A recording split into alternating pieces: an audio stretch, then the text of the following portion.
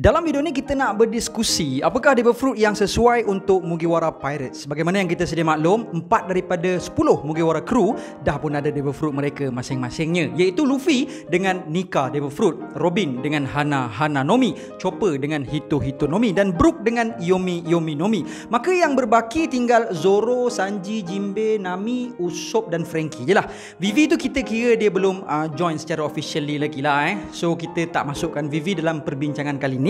Sungguh pun di dalam sidang perbincangan One Piece Community sudah pun mengatakan bahawa Vivi sebenarnya adalah nakama yang sah di sisi undang-undang perlanunan sebagai one of Mugiwara Pirates. So sebenarnya dalam SBS volume 98 Oda telah pun menyenaraikan devil fruit yang sesuai buat Mugiwara yang belum lagi ada devil fruit, which is Zoro dia tak diberikan devil fruit, tapi pedang dia sesuai kalau diterapkan dengan devil fruit Uo Nomi. Nami pula dijodohkan dengan devil fruit Goro Nomi milik NL. Usopp pula digandingkan dengan devil fruit Poke Nomi milik Blamenko. Sanji pula disesuaikan dengan devil fruit Sui Nomi milik Senior Pink. Sungguh pun di fikiran cakrawala dia menginginkan devil fruit Suke Nomi milik Shiryu. Franky pula diberikan Oda devil fruit Buki Nomi milik Baby Five, manakala Jinbe pula sesuai dengan mana-mana devil fruit Zoan dalam keluarga Tori Nomi. Sebab menurut Oda kan bagus bila dah hilang keupayaan berenang digantikan dengan keupayaan untuk terbang.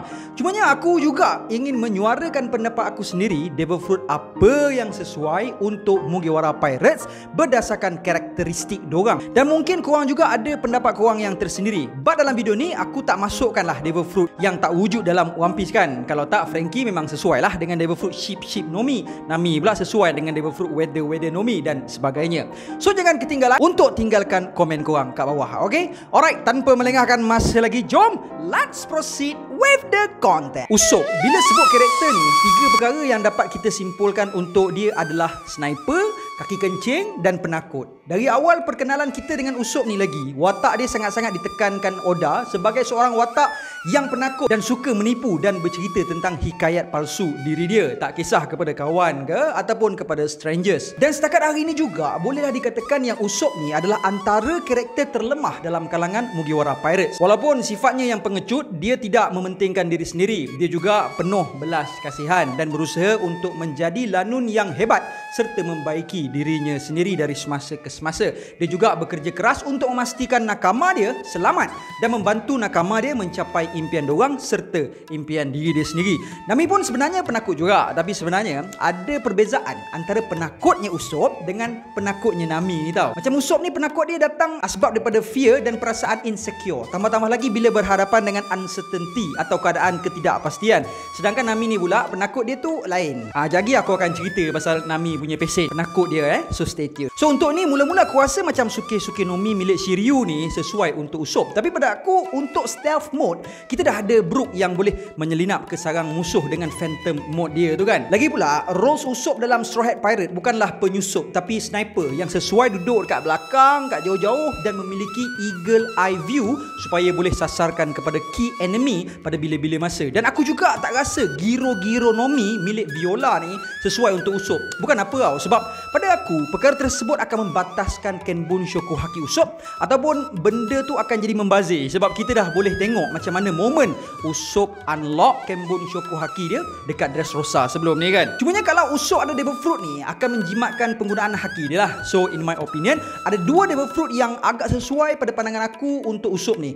First adalah Kobu Nomi milik Belo Betty. Sebab dengan devil fruit ni akan menjadi booster untuk menaikkan semangat Usopp. Korang tengok tak masa kat Lulusia Kingdom, masa penduduk negara tu diserang oleh Peach Beard, Belo Betty menggunakan devil fruit Kobu Nomi dia ni untuk naikkan semangat dorang kat situ. So kat sini bolehlah merawat penyakit penakut Usopp ni dan dia juga boleh semarakkan lagi semangat orang lain juga yang ada dekat-dekat dengan dia kan. Kedua adalah Buki Nomi milik Baby Five. Sebabnya kita tahu selain daripada sniper, Usopp juga pandai jugalah kan design senjata ni. Tengok macam mana dia buat dia design kan climb attack untuk Nami. So lepas ni Usopp dah tak ada isu peluru habis dah lepas ni kan. Alright, Nami Alright, perwatakan yang paling menonjol untuk Nami ni adalah yes, penakut sama macam Usopp, dan dia juga seorang yang bijak. So berdasarkan dua perwatakan ini, untuk bab bijak tu, untuk meningkatkan lagi kebijaksanaan Nami ni, aku rasa dia akan sesuai kalau makan devil fruit Nomi milik Vegapunk. Cumanya nanti kepala dia memang benjol berbengkak lah kan. Dalam SBS Question Corner volume yang ke-8 yang dikeluarkan pada tahun 1999, Oda mengatakan bahawa dari semua karakter yang diperkenalkan sejauh ini,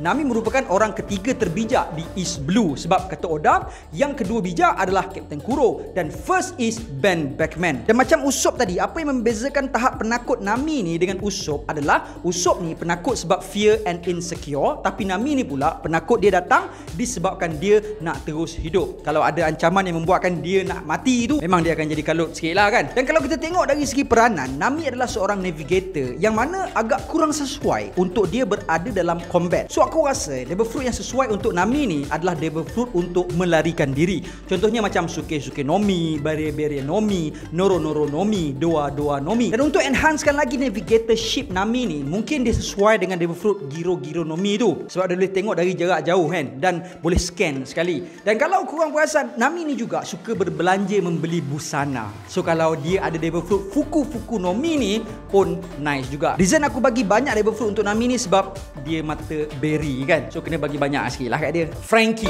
dari awal kita diperkenalkan dengan Franky ni adalah salah seorang daripada dua protege pembuat kapal, Tom. Dia jugalah yang bertanggungjawab untuk membina The Thousand Sunny untuk Mugiwara Pirates berlayar di New World. Dan selain daripada itu, diri Franky ni juga adalah seorang cyborg. So ini adalah dua watak dan perwatakan utama seorang Franky. Jadi untuk Franky, aku rasa ada dua devil fruit yang sesuai untuk dia.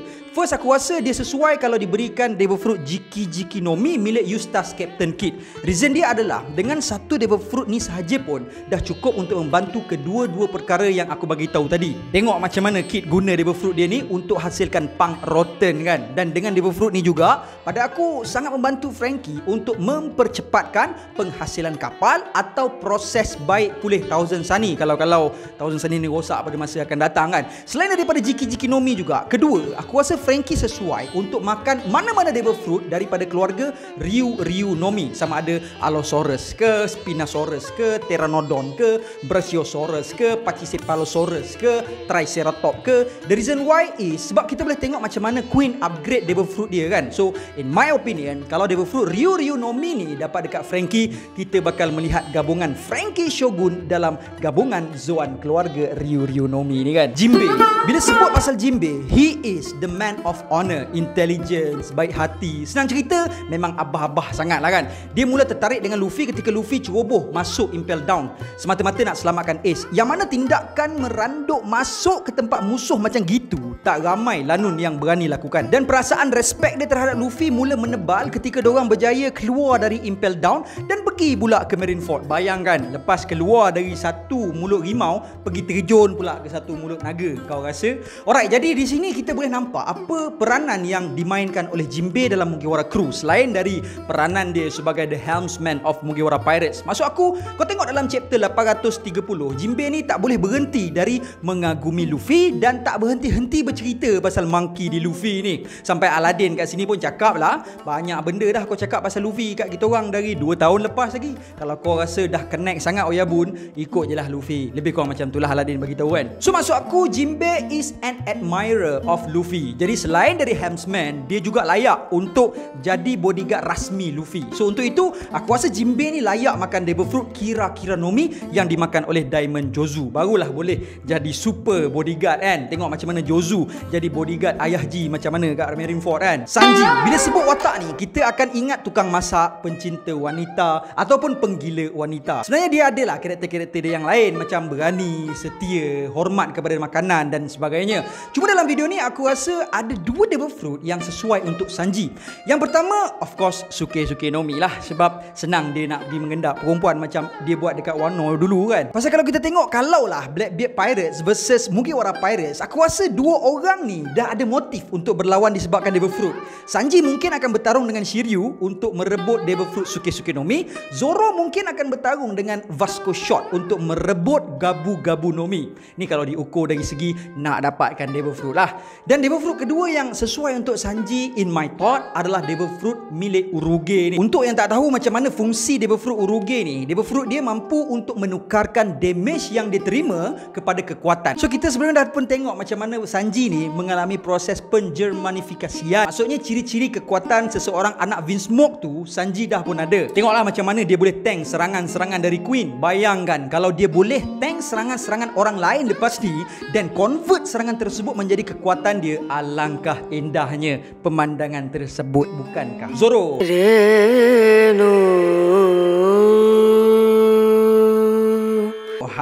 Bila sebut pasal Zoro ni, perwatakan dia ni paling obvious sekali adalah sesat dan menyesatkan.